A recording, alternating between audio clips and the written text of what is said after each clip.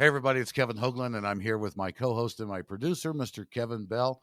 And we welcome you to the On the Gold podcast, where our only desire is to help you become a better prospector and a better miner. Mhm. Kevin, what have you got for us today? Well, I had a call from a miner and he was talking about improving his recovery. And, he was kind of saying he had some pitfalls and some false starts. And really what the base of the call came down to was I told him, you need to get out of your comfort zone and you need, Oh, that's a great, yeah, and you need to try new things and to get yourself into a new, kind of evolve into a better miner, but you got to get out of your comfort zone. Yeah, I absolutely agree with that because your comfort zone becomes your rut. Hmm. And when you sit in that rut, you're never going to Yeah. grow.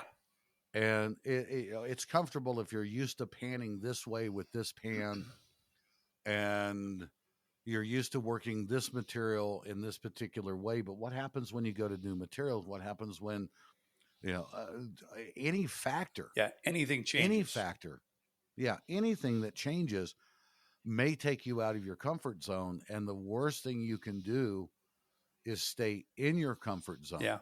And your analogy of being, when is it a comfort zone? When is it a rut? That's perfect. Yeah, And that was yeah. really Well, the kind of, comfort zone becomes a rut. yeah. And that was where he was. He was in that rut and he didn't really know how to get out of the rut.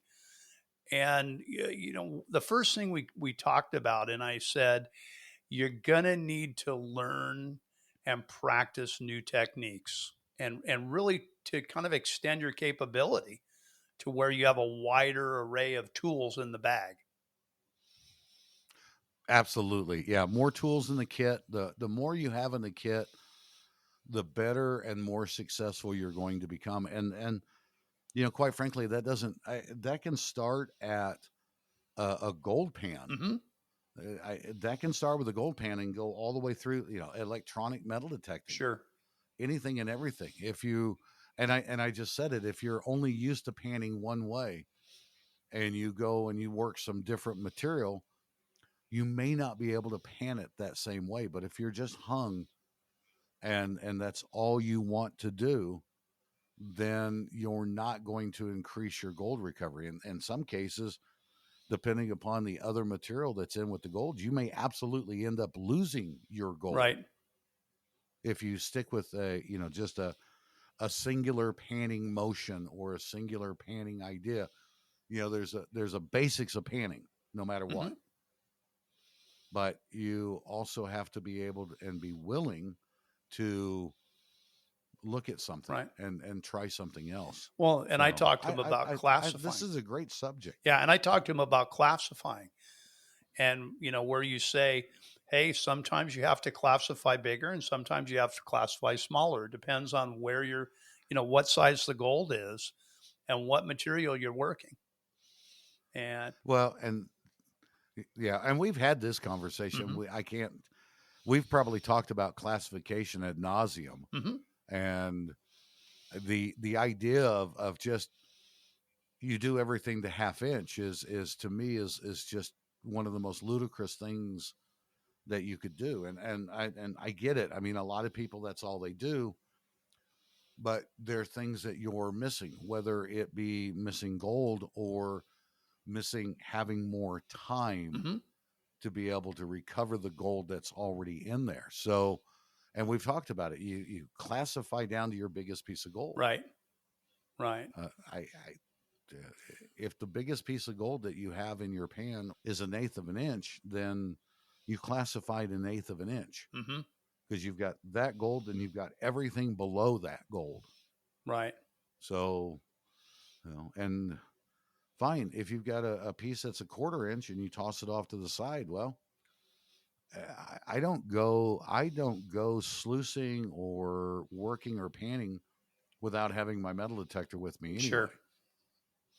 And because at the end of the day, I'm going to take all my tailings before I put everything back into the hole or where I've been working. I'm I'm going to take my metal detector and swing over my tailing pile just for the one off that maybe I did have a bigger piece of gold. Now, Hmm. if I'm coming back to that area over and over, and let's say I pull out 3 or 4 little 1/4 inch pickers, well, then I know that I did not classify to my biggest gold. Right. Right. So now I'm going to start working it that way. And I don't know if that's the direction that you were having with him Hmm. in that conversation. Okay. Well, and Okay. again, the funny thing we said is, what I said was learn and practice new techniques, right? So the key Right. is it's not necessarily new tools; it's new techniques of saying, hey, changing classification may help you process material more effectively, or Sure. like you said, even learning a different panning technique that helps you speed up so you can prospect more, more quickly. Those kind of things are just techniques that extend your capability. Not Right. Right. without talking about tools. And Right. the key thing here is, when you learn and practice new techniques, you're going to be more effective and you're going to be more efficient at gold recovery. Oh, of And course you are. that the key is efficient at gold recovery, because then again, you get more time. Potentially, you're going to work more material, but you're going to be more effective, and that's the real big key. For when I was talking to him, the key that he took away was being more effective and efficient. Right. So, And I could not agree more with that. And there's going to be, and what I was saying about classification, it's very interesting because I do know people that will never classify anything below a 1/2 inch. mm-hmm. They just won't do it. But the time that they spend, let's just say that they're panning, the time that they spend panning out all of the ganj material, everything that's above their smallest gold, or I'm sorry, their largest gold, to me, if all right, I'll just use this as an example. And this is something that I've done on that's absolutely happened out in the Mm-hmm. field. I was out prospecting with one of my buddies. We were testing a new area. We were basically working the same exact material, but he is a 1/2 inch kind of guy. Right. And I classified two or three shovelfuls, took that material, panned it very, very quickly, looked at the biggest gold that I had in there, and knew that I was going to classify. And I did have a 1/4 inch or 1/4 inch picker in there. Mm-hmm. That was going to be my classification point. Right.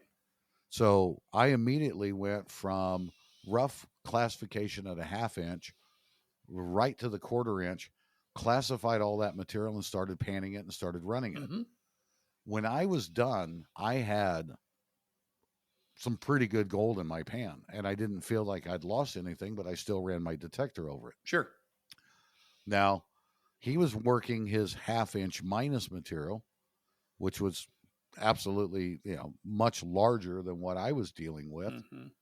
And he had the same amount of gold as I did because like I said, we're working the exact same spot, but it took him almost 45 minutes longer to get to that point. Sure. So my classification down to a 1/4 inch and then panning that material, and his classification at 1/2 inch and not doing anything beyond that other than panning that material, same amount of gold, same type of recovery, but he's just a 1/2 inch panning kind of guy. Right. That's his comfort zone. Sure. And this is that kind of thing. Going back to being both of you guys were both effective, but you were much more efficient. And that's where that little bit of efficiency, you could have worked for 45 more minutes and actually got more gold than he did. You kind of, Oh yeah, right. You just got to yeah. a point and I could have stopped, and taken. he had to catch up. Yeah, I all I wanted to do was do some testing and sampling. To me, that was three big shovels, 3 big shovelfuls out of the material that we pulled out of this area, classified to 1/2 inch, did a test pan, and then worked the material to the largest gold. Right. Perfect. Right. And How many people do that? yeah, well, I know that I carry at least oh, 2 or 3 different classifiers with me because you never know what you're going to do. Oh, here 4. See, I never walk out of the door without yeah, 4. and that's just become, like you said, that's part of the toolkit. You always Hmm. carry those with you, and Yeah. that kind of segues into the next thing we talked about was we talked about expanding your abilities. And again, as you learn new techniques and new ways of mining, you have to kind of be able to pair and meld that with the old style that you have. Adding to your style or adding to your ability, and how that expands your opportunities when you're in the field. And the example you used earlier about carrying the metal detector, Hmm. you expand your ability to say, I'm going down with a pan and my classifiers, and I'm going to work this material. And you may find, hey, I'm running into some big gold. And then you can now say, now I've got my metal detector. You've now expanded your opportunity, your ability to find gold. And you may change from, panning and testing to just metal detecting. Sure. And so, Absolutely. having learning these techniques, and also learning, hey, to incorporate your metal detector into how you operate expands your Hmm. opportunities. Yes. Expanding the opportunities, to me, that's the biggest part of it. Because Hmm. if I'm going into a new area, of course I'm going to do testing and sampling. That's what we do. Sure. We go in, we do testing and sampling. Now, I'm going to do that with the gold pan. I might be working dry, I might be working wet, doesn't matter. Maybe I didn't feel like, if I'm out in the middle of the desert, maybe I didn't feel like carrying in 5 gallons of water on my back, or a couple of gallons. Hmm. So maybe I'm dry panning. But I also have a metal detector, because I'm going to, if I get into an area and I start testing and I've got what I would consider easily as metal detecting recoverable gold, then sure, I may continue to do a little bit of panning. I may decide that on my next trip out, or right now, maybe I'm going to walk back and go get the dry washer Hmm. and start working that material. Or I'm going to go to the metal detector because I'm not finding a lot of small gold, but I've got a lot of pickers. Well, Right. given the way that machines work right now. So, yeah, I think expanding your opportunities, but also making sure that you are, um, gosh, I'm trying to figure out how I want to say this, because it's expanding your opportunities. Okay. Expanding your opportunities means dragging a metal detector with you. If it's something that simple, then do that, because when you expand your opportunity, you expand your opportunity for Right. success. Sure. And it's a matter of doing that. And maybe that was probably a long way around the cup to get back to the handle, just to say that, if you're going to go panning, take something else with you. Sure. But it's, I think for him, and what I was explaining was learning to put those pieces together. Because if if you treat them as two separate occurrences, it's much more difficult to transition from one to the other. And maybe panning to metal detecting is kind of a long stretch. But doing some other techniques that are more close together is being able to transition from one to another, and not losing, again, going back to being effective and efficient while utilizing those opportunities you found. So, That's a great point. And I'm sitting here thinking about my own prospecting, and the things that I do. Um, and you're right. You just said that going from a gold pan to a metal detector might be a pretty long stretch. But to me, it's part of what I do. So to me, it's I don't see I don't see the stretch in there. right, I don't see that, because to me it's part of what I always do. right. If it was warrant. Now, I get in with a pan. Let's say I'm working in a wet area, and you're the same way. You do your testing, your panning, and you've got appreciable gold that you want to start doing production, then you know you can sit there with a pan, or now you set up the sluice box. Mm-hmm.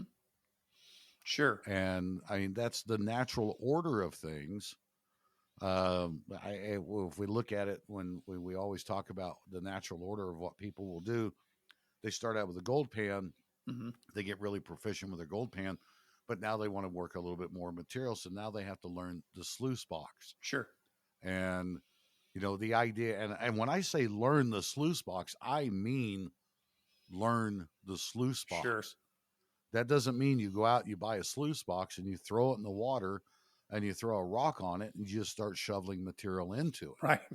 That's the greatest Yeah. that's the Wow. greatest recipe of failure right there. I mean, and Sure. unfortunately, I've done it. You've done it when either one of us first started out. You know, we Mm-hmm.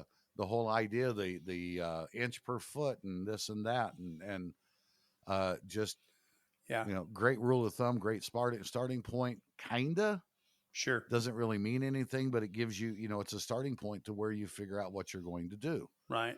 And then of course, with your patenting fluid dynamics and understanding the 1 inch per foot and so on, like, or 1 foot per second, Right. 1 inch per foot, Yeah. 1 foot per second, and you know, putting that into everything else that you're working with. Um, Gosh, you know, that part of it right there actually falls right back into the technique. And I want to go backwards on that one a little Mm-hmm. bit, because getting out of your comfort zone, I don't care if you're brand new, if you're a guy that's been doing this for 20 or 30 or 40 or 50 years, me, um, you know, you get set in your ways. Sure. You really do get set in your ways, because I've had really good roll recovery by doing this.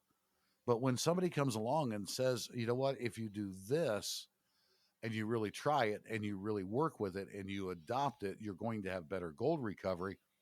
Well, there's a lot of people that just won't do that. Right. So, because it's not in their comfort zone, you know, Mm-hmm.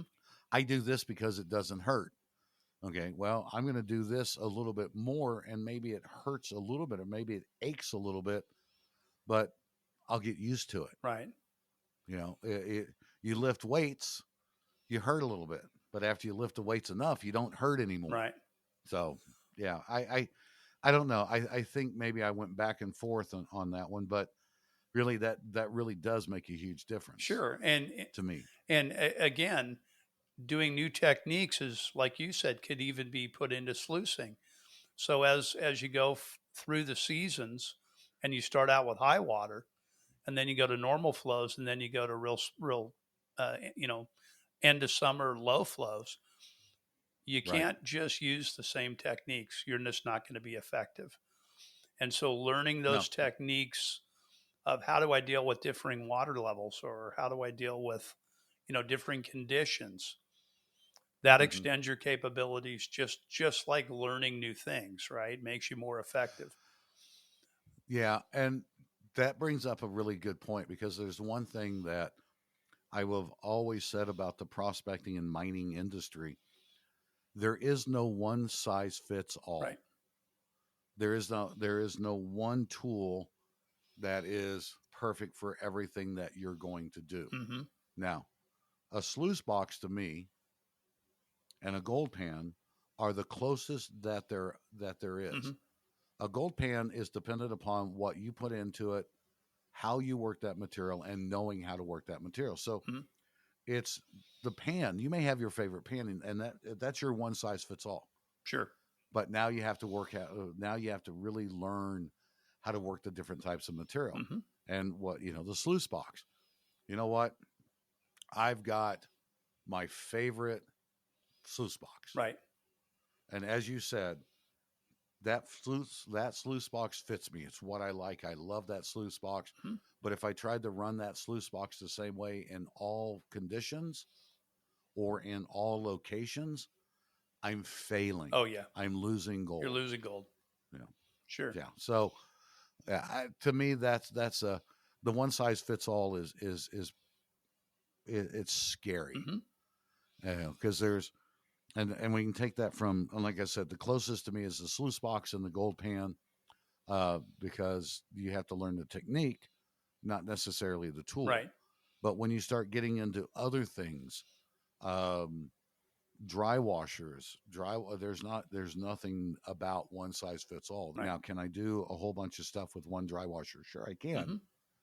Mm-hmm. But I think the biggest one for me is on the metal detecting. Right. You know, what's that one metal detector that's going to do everything? It's not. Right. Right. You know, you're going to sacrifice something, but it's, and no matter how good your technique is, you're dependent upon the technology that you're working with. Right. And So, I have to tell you, I'm going to jump in this again, and we've talked about it before. Going back to the expand your abilities, and uh huh. you've been really, you know, working with me on this is working a pan or working an area and using the MD20.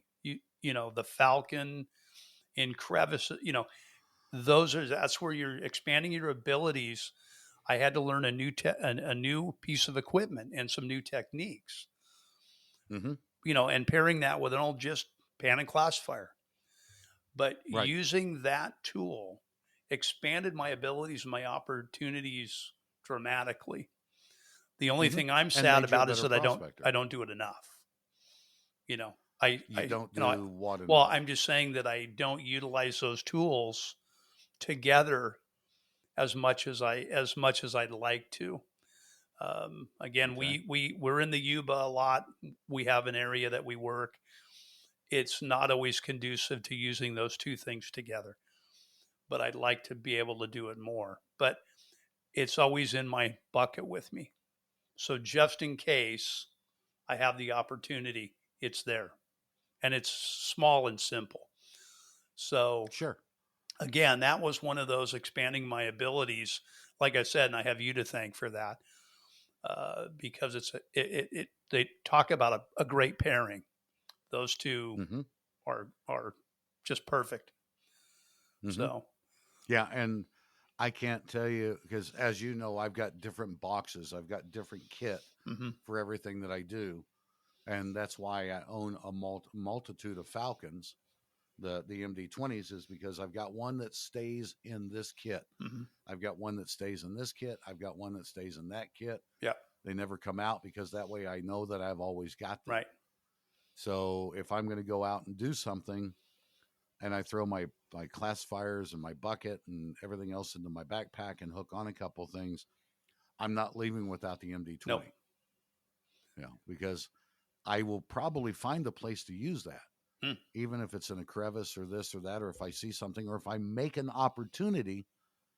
And this is something that I'm going to throw back out at you and on you, is that you say you don't always use it. So I'm going to say you haven't created the opportunity to use it right, every time you go out. yeah. And that's You one know, thing that one of the things I'm going to work on is to say, yeah, if I'm carrying the tools, get them in the game, right? And I think that's a right. big thing is if you've learned some techniques and you've expanded your abilities by using things together, get them in the game. I mean, Mm-hmm. that's really what I just got from you is get them in the game. Yeah, absolutely. So And I know the way that I said that, it was almost like I was beating up on you a little bit, but believe me, I did the same thing. mhm. I had going all the way back to the original MD10s and so on like that when they first came out. Excuse Well, I use those for different things, me. Hmm. and I never really like made it a kit item. And then one day I thought, you know what, I'm gonna go out and I'm gonna go look at this material. I'm gonna throw the MD20 in, and then I created opportunities, and from that point on, I've always used that as an opportunistic tool. Yeah, yeah, And it doesn't matter. I'm talking about swinging a metal detector over my tailing piles. Well, a lot of times the metal detector I'm talking about, and I should clarify this, is if I'm just out doing testing and sampling, a lot of times that is the MD20. hmm I'm going to take my tailings, and then I'm going to run the MD20 over it. Yeah, fine. It's got a 1 inch search coil. Well, if I'm doing this properly and I'm taking advantage of all the opportunities that I have when I'm doing all of this, then a 1 inch search coil, it doesn't matter. right, It doesn't matter. Because what if I took a low frequency detector and I'm out there and I'm going over a little bit of a tailing pile that has small, really small gold. Mhm. Am I always going to find that? Maybe, maybe not. I don't know. It just depends. Sure. It depends on getting out of the situ. But that's not this conversation. That's a completely other webcast right there. Hmm. Is getting into that one. So, um, yeah, it's the comfort zone, expanding the opportunities, taking advantage of the opportunities, Right. and turning those opportunities into success Right. really isn't that hard. No. No, and the thing that we talked about last, this as we went through this, one of the things, and again, I kind of beat him over the head with was stay with the plan. If you're out, you practice these techniques, if you expanded your abilities, and now you're after it. You're into the gold, and you're working through this, and it's not as successful as you think it should be. You have to stay with the plan because your I opportunities for finding gold are so much more uh, broad because you're utilizing several abilities and techniques. You're going to come up with something. You know. Okay. I want you to expand on that one a little bit because I'll agree with you to a large portion of that. Mm-hmm. But there is a part of that that I just kind of don't agree with. And let's just say that you're out there and you are getting skunked. You're on that spot where you're doing your testing, you're doing your sampling, Right. and I know that I'm setting you up and you just figured out that I'm setting you up Sure. on this one. You're doing your testing, your sampling, you're in a brand new area and you've tested and sampled in this one particular area for 1 hour Mm-hmm. and you're absolutely getting skunked or you found 3 specks, pinpoint specks. Right. Are you sticking with that? No, I'm staying with the plan. I'm changing just because you change where you're mining. I might go from one side of the stream where I maybe have identified 3 places I want to test, and the first place is just bombing. That doesn't mean you take those two apart, or now you're just going to pan instead of using those tools together. No, you absolutely stay with the plan. You modify where you are, and that And that's the big differentiator right there. yeah. Knowing when to say I'm going to work this Hmm. and I have to have this as a result or else I'm going to do this and this. Right. That is part of the plan. Right. Right. And that's what and I swear to God so many people miss that. Yeah. You know, I plan I'm going to go out here and I'm going to do this and then they get mad because they're getting skunked Hmm. and they go home. Sure. They just It's quit. like, I got skunked on this. Yeah, that's not a plan. My plan is not to go out there and get skunked and go home. My plan is I'm going to go out there. I'm going to use everything that I have with me Hmm. to find gold Yes. because I've already done a little research. I know that gold came in from this area, or that there is gold in that area. Hmm. I've I've looked on the GPAA online mining guide Sure. and I've read some of the reviews. Yes, I know there is gold there. Hmm. Yes, I've taken the tools that other people have used and I'm going out to that spot. My plan is to work this. And if I don't find any gold, my plan is to go to the next spot, Right. not go home. Right. So the plan has to include every facet. Right. Okay. What do I do if I get skunked? Yeah. What do if I do if I make a gram? What do I do if I get into a spot where there's a quarter ounce? Right. All of those are plans. Hmm. And they're really simple plans. Sure. It's nothing more than making a decision. Hmm. So Yeah. yeah. No, that's perfect. You know. Sorry for setting you up, dude. Oh, no, no, no, no, no. No. And again, we have to be resourceful. You have to think on your feet, and you have the tools that you brought. And if the material, maybe you find that you can't work the material effectively, just as we talked about earlier. Well, then find some material that you can work effectively. You know, Exactly. stay with the plan, but you might have to change where you're working. Right. Plans, we always talk about, you got plan A, Mm-hmm. then you got plan B. Sure. Why do you have plan B? Because and I always like to go back to the rules of a gunfight. Right. You know, have a plan, have a backup plan because your first plan's probably going to go to crap. Right.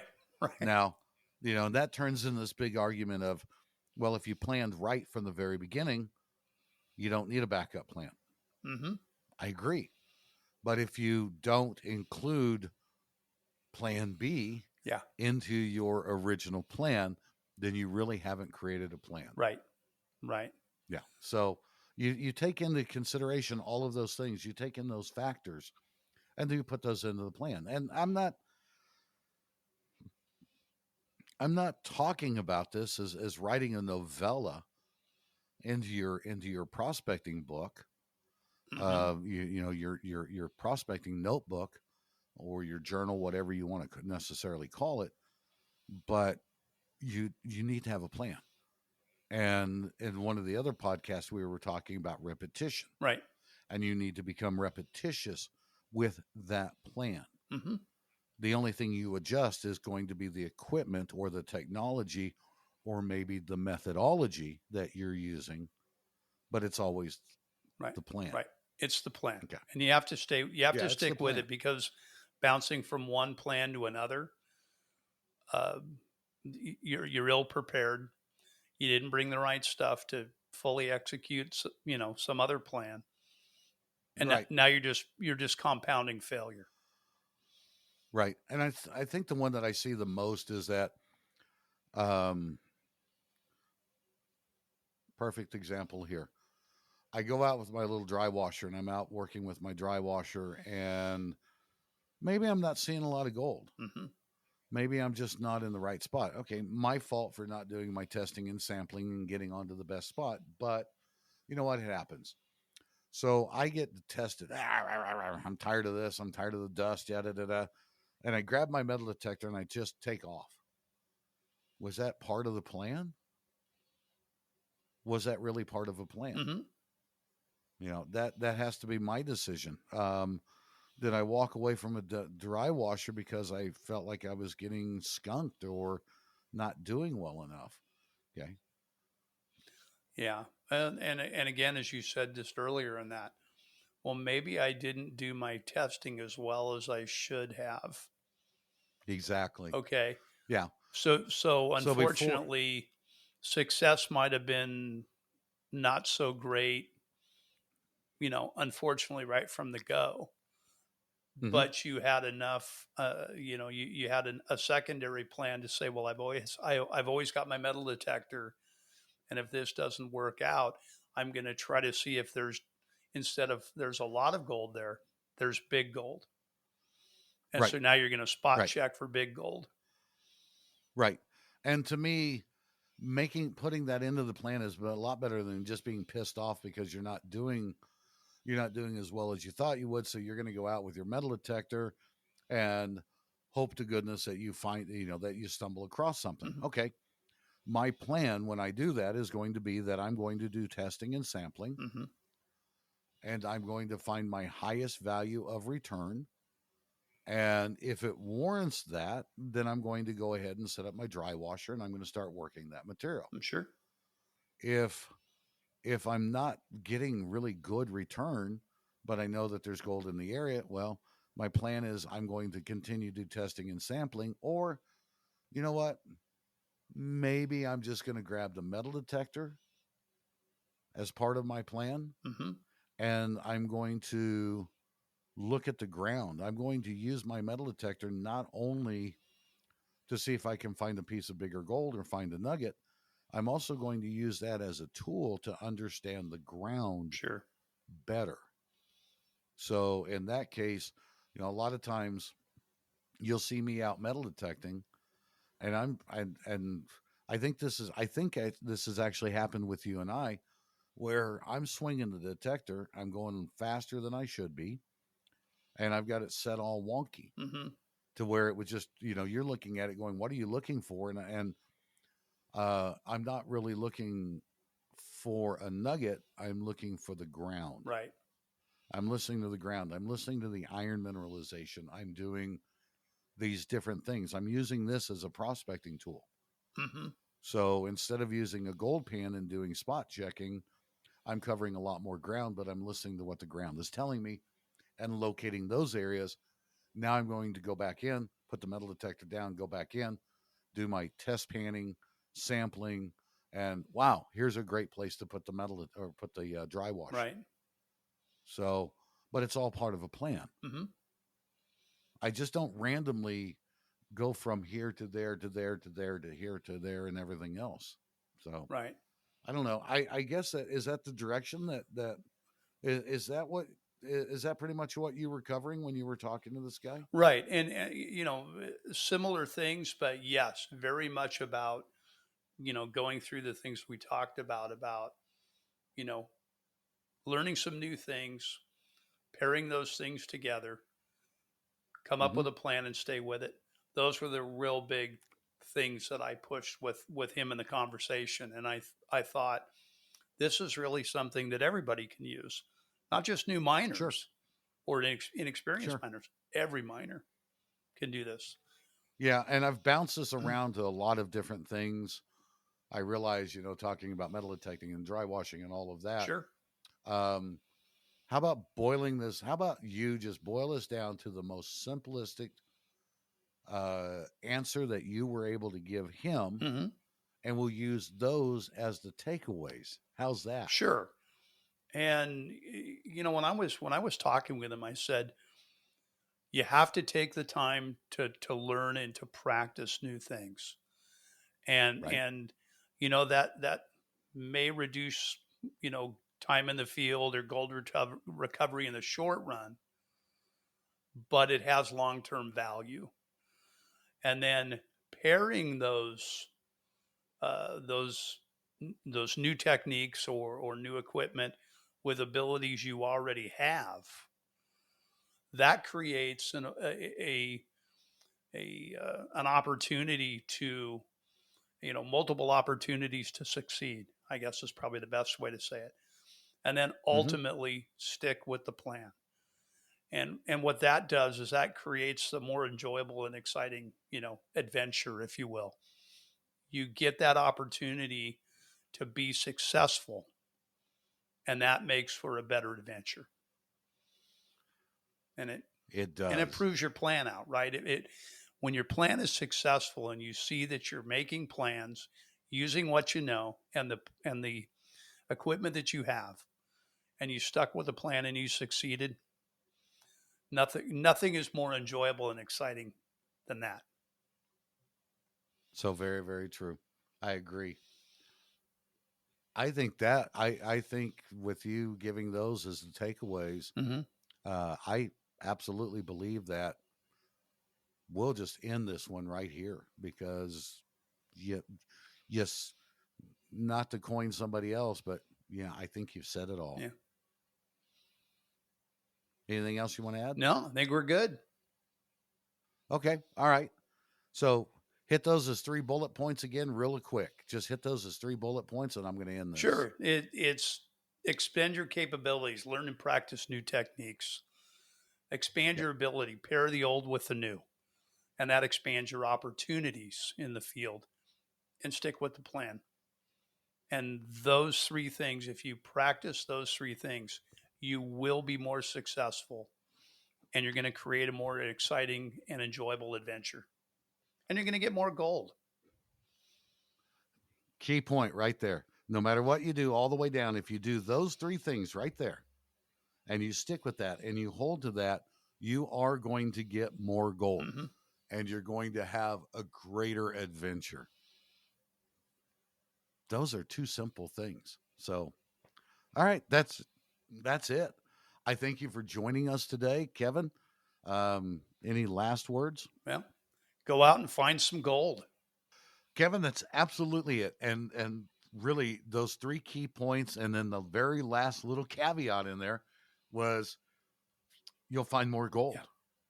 That's absolutely what it's all about. And I love the fact that you said you will enjoy your adventure, or you'll have a greater adventure Sure. and a greater experience, because that really is it. And when you find more gold and you're following all of these things, the three bullet points that Kevin just hit, and you're finding more gold, what else can you ask for? So we thank you for joining us on this episode of On the Gold, and we hope that you learned something. You may have to go back a couple of times and listen to this one, because we did go a lot of different directions, and there's a lot of great information in here. If we were able to help you just even the least bit, and you're not a subscriber, please subscribe to the On the Gold podcast and the webcast. Check us out on our social media platforms all the way across the board. And again, if you learned something, or if we helped you, please subscribe to the channel. Give us a like so we know that we're doing what you want us to do. Feel free to always reach out to us and with your questions, because a lot of times you may have a question that 1,000 other people have, and you're the only one that has the nerve to ask it. And we truly appreciate the opportunities that you've given us to help you become a better prospector and a better miner. Mhm. Until the next time, be good to yourself, be good to others, and get out and go prospecting.